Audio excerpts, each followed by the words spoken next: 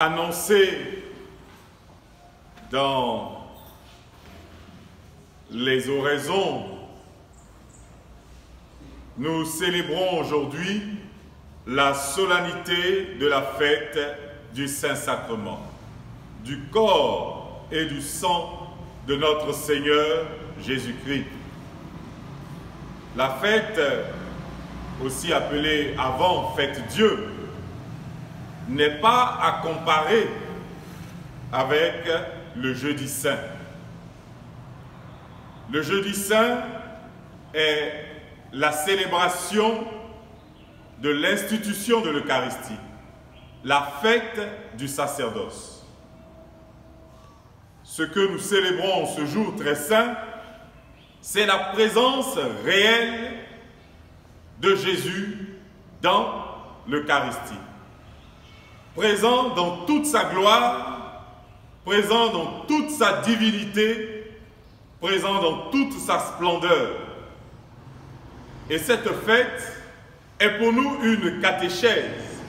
Elle vient nous rappeler que lorsque nous venons à la messe, nous venons rencontrer notre Seigneur qui est réellement présent. Dans la première lecture, nous dit que le peuple dans le désert, le peuple hébreu, recevait chaque jour la manne descendue du ciel. Cette manne avait pour vocation de leur donner la force pour traverser le désert. Cette manne anticipait la nourriture dont nous avons besoin, qui est l'Eucharistie. C'est chaque jour que le peuple de Dieu recevait la manne pour se fortifier. Participer à la messe le dimanche est un commandement divin. Tu sanctifieras le jour du Seigneur. Venir à la messe en semaine est une dévotion, l'expression de notre amour et notre pleine conscience que nous avons besoin de l'Eucharistie pour vivre. Nous ne venons pas seulement le dimanche pour mettre en application un commandement, mais nous avons conscience que c'est notre nourriture. Nous avons besoin de ça pour notre âme. La fête du Saint-Sacrement, qui est la fête du corps du Christ, n'est pas seulement la fête de l'Eucharistie, la communion, mais les prières de la messe nous permettent de savoir qu'au cours de cette célébration, nous mettons en lumière deux mystères. La présence réelle du Christ dans l'Eucharistie et le corps du Christ qu'est l'Église.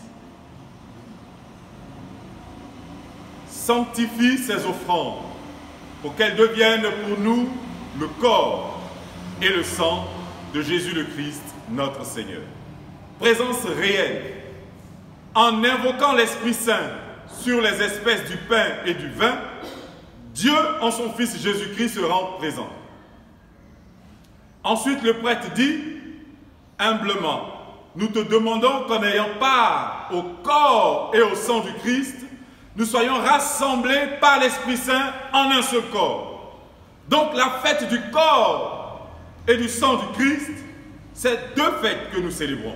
La présence réelle du Christ dans l'Eucharistie et le corps de l'Église.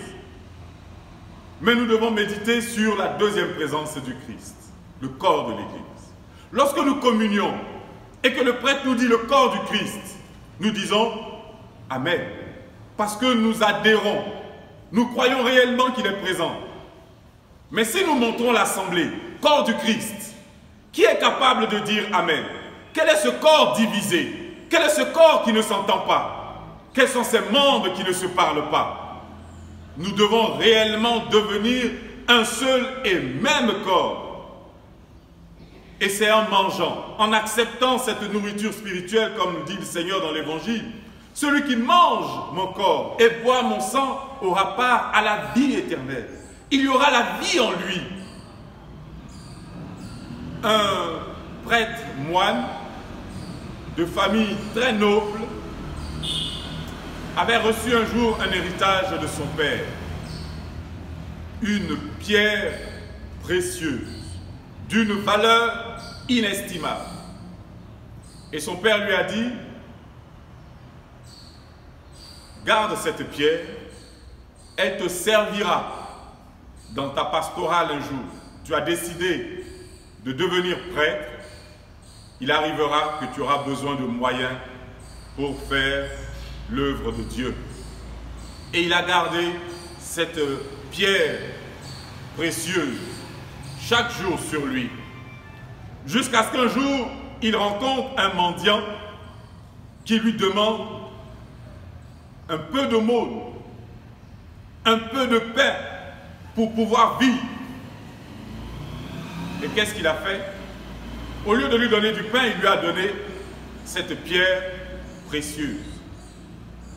Ce mendiant était content. Il est allé voir un diamantaire pour vendre. Et le premier diamantaire lui a dit qu'il n'a pas assez de moyens pour acheter cette pierre. Il est allé voir l'un des plus grands diamantaires de la ville. Il lui a dit qu'il n'a pas de moyens pour prendre cette pierre parce qu'elle a d'une valeur inestimable. Et que tous les diamantaires de la ville ne peuvent pas t'acheter cette pierre, ce n'est pas possible. Il faut que tu la gardes. Le mendiant est retourné voir le prêtre et il lui a donné la pierre. Il lui a dit, j'en ai pas besoin. Il lui a dit, pourquoi? Il dit, je veux que tu me donnes quelque chose de plus précieux. Le prêtre était étonné. Qu'est-ce qu'il y a de plus précieux que ce diamant?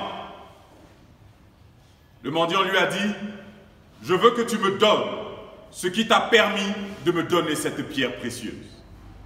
Ce qui permet à l'homme d'être charitable, c'est parce qu'il se nourrit de l'Eucharistie. S'il y a la méchanceté et il y a la haine dans votre cœur, c'est que vous ne mangez pas le corps du Christ. Saint Augustin dit, nous devenons ce que nous mangeons. Si je mange le Christ, je deviens un autre Christ. Ce n'est pas une nourriture que notre corps transforme, c'est une nourriture qui transforme notre corps.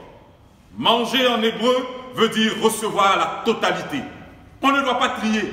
On ne doit pas dire je prends telle partie, je laisse l'autre partie. Voilà pourquoi il demande aux Juifs de manger intégralement son corps, d'accepter cela comme un dogme pour vivre de la vie de Dieu.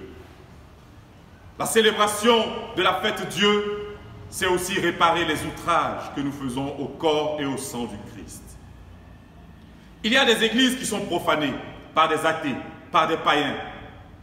Ça, c'est pas ce qui fait mal au Seigneur.